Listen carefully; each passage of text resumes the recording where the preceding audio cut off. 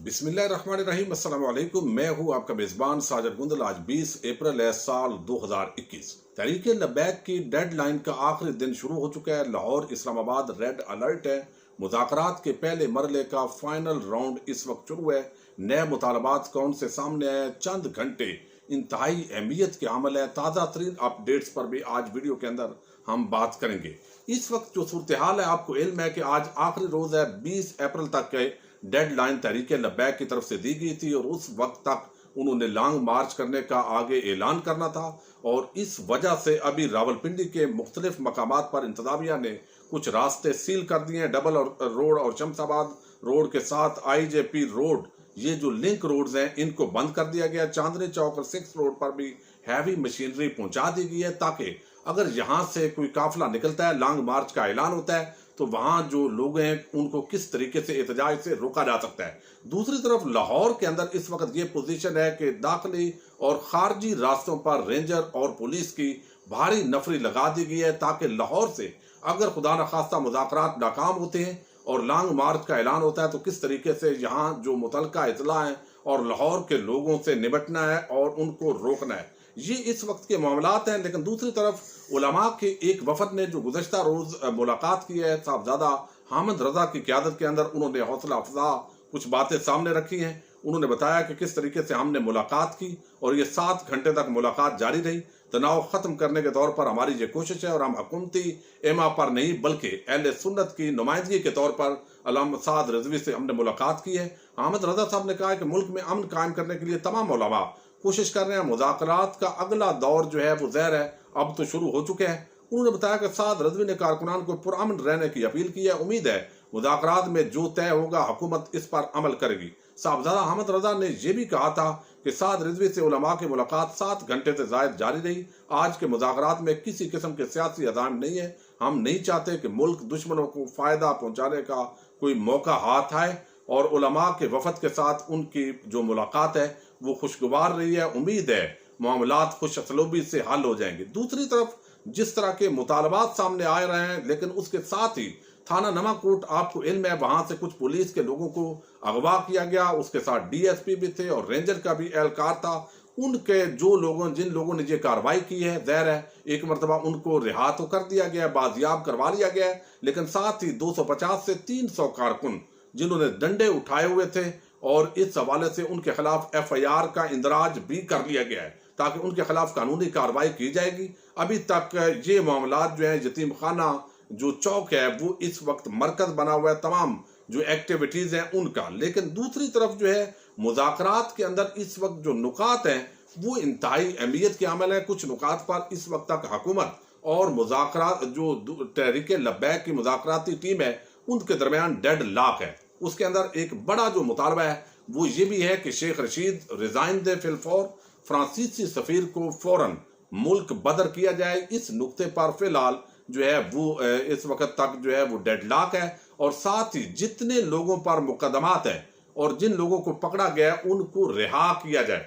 FIR जितने भी हैं वो वापस ली जाए। इस मामले पर भी हुकूमत तैयार नहीं है। मैं गुज़श्ता वीडियो के अंदर भी जिक्र कर चुका हूं, लेकिन एक जो रिपोर्ट है वो आपके सामने रखता हूं कि हुकूमत के सामने ऐसे मुतालबात रखे गए हैं जिसके अंदर शेख रशीद का इस्तीफा और अपने सरबराह साद रिजवी की रिहाई का मुतालबा भी शामिल कर लिया गया है। और दुनिया न्यूज़ के मैं ज़राए आपके सामने रख रहा हूँ।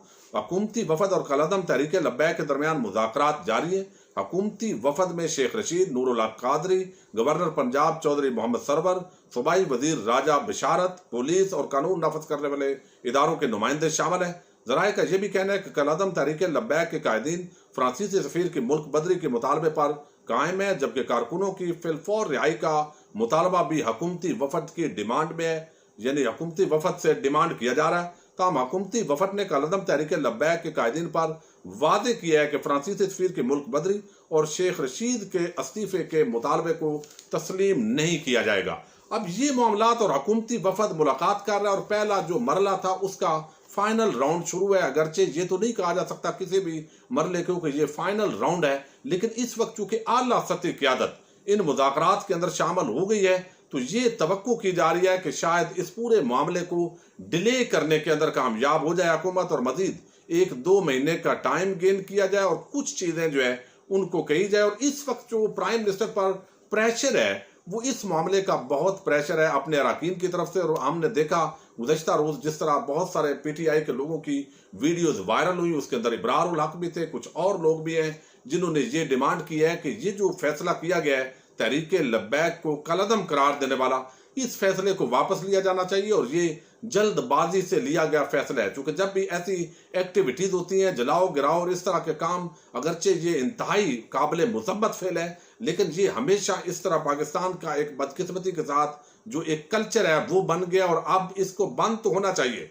इबरत का मकाम लोगों को पहुंचना चाहिए। लेकिन यहां पर जो है इस बुनियाद पर बजाय इसके कि आप कलअदम करते, जिन लोगों की तस्वीरें आ रही थी जो इन क्रिमिनल एक्टिविटीज के अंदर इन्वॉल्व हैं, उनको क्रिमिनल एक्टिविटीज के अंदर चार्ज किया जाए, उन पर मुकदमात कायम हो, वो जेलों के अंदर जाएं, अपनी सजाएं भुगते, ताकि इस मर्तबा ये तय नहीं होना चाहिए कि तमाम लोगों को फिलफौर रिहा कर दिया जाए, क्योंकि इससे और मजीद आदत पड़ती जा रही है और फिर लोग वो बचते जा रहे हैं। दूसरी तरफ जो तहरीक लब्बैक के अल्लामा फारूक अल हसन है वो कहते हैं कि जिन लोगों की वीडियोज आपके पास मौजूद हैं जो इस तरह के तशद्दुद के वाकयात में मुलव्वस है, ये हमारा बिल्कुल एजेंडा नहीं है। और जब एजेंडा नहीं है तो जो लोग आपको मिलते हैं जिन्होंने इस तरह की गैर कानूनी हरकत की है उनको बेशक आप पकड़िए, गिरफ्तार कीजिए, हमारा कोई एतराज नहीं है। लेकिन इसके साथ जो है कुछ मामलात पर अभी तक ऐसे लगता है कि हुकूमत और तहरीक लब्बैक के दरमियान जो डेडलॉक है वो शायद टूटना मुश्किल है। और हुकूमत दूसरी तरफ फौरी तौर पर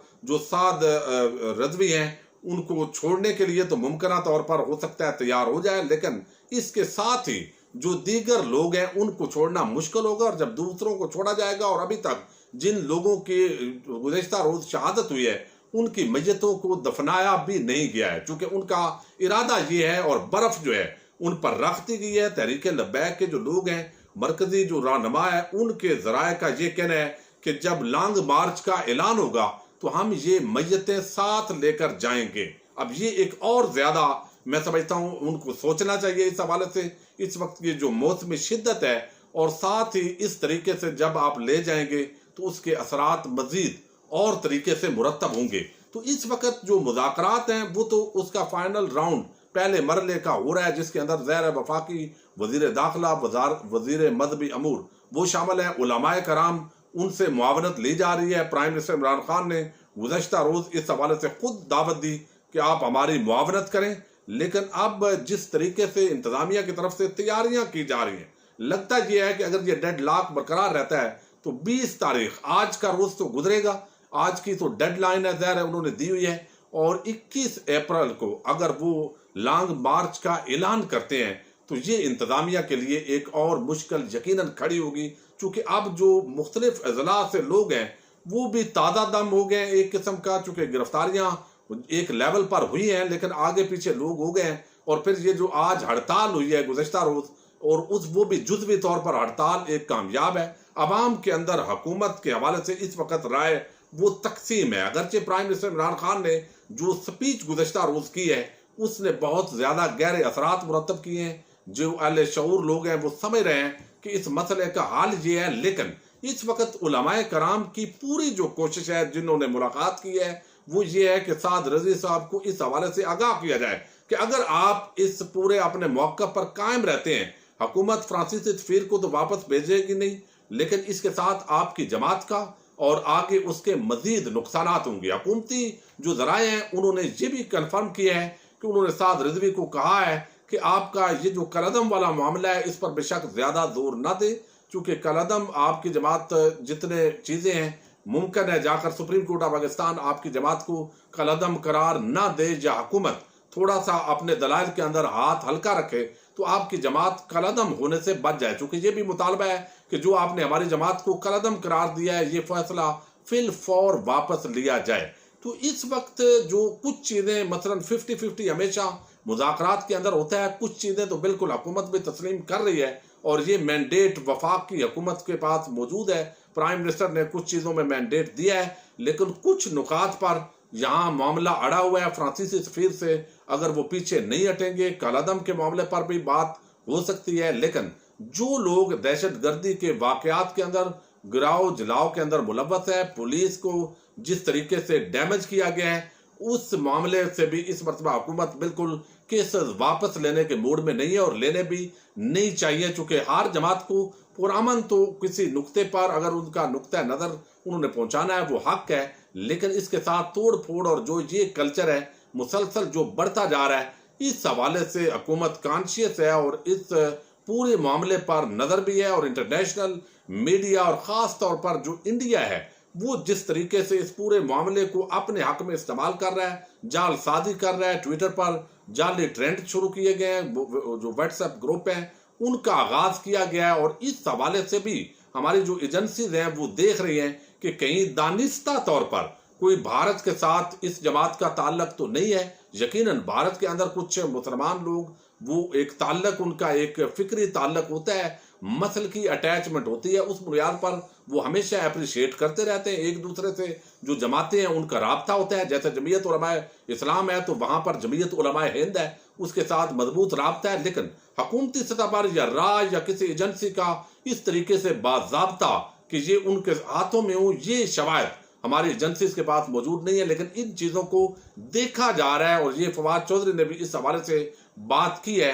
अल्लाह ताला करे कि ये मामलात अमन के साथ आगे बढ़े, लेकिन इस वक्त तक जो है वो लगता है कि इंशाअल्लाह ये मामलात आज जो है वो शाम तक या अभी आपको मेरी वीडियो जब पब्लिक हो तो कोई खुशखबरी मिल जाए तो इंशाअल्लाह जो है ये मजीद कोई एक दो नुकात जिनके अंदर इख्तलाफ राय रह जाएगा वो भी यकीनन कोई बातचीत आगे बढ़ेगी। ये खुशाइंद बात है कि मुज़ाकरात वो चल रहे हैं और अल्लाह करे कि मुल्क के अंदर अमन व अमान रहे और तमाम लोग खुशहाल अपनी ज़िंदगी बसर करें। और हजूर नबी अकरम सल्लल्लाहु अलैहि वसल्लम की नामूस के लिए जिस तरीके से प्राइम मिनिस्टर ने ऐलान किया है, पूरी अगर उम्मत मुसलमा मुत्तहिद हो और उस हवाले से कोई एक्शन ले तो ये बार बार इस तरह के जो हथकंडे हैं जो मलून लोग मुसलसल कर रहे हैं वो अपने अंजाम को पहुंचे। अपने मेज़बान साजिद गुंदल को नेक्स्ट वीडियो तक के लिए इजाज़त दीजिए। अल्लाह हाफिज़।